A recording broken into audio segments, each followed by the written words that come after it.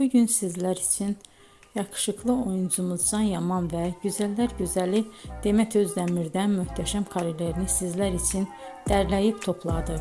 Can Yaman İnadına Aşk, Bay Yanlış, Dolunay, Erkenci Kuş dizisi gibi dizilerde rol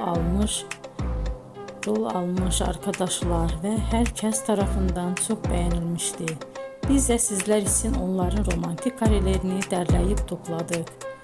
Arkadaşlar, bu fotoların devamını gelmesini istiyorsanız emeğimize saygı olarak kanalımıza abone olup bol bol yorum yazmayı unutmayın. Arkadaşlar, bizi izleyen herkese teşekkür ederim. Bizden bu kadar.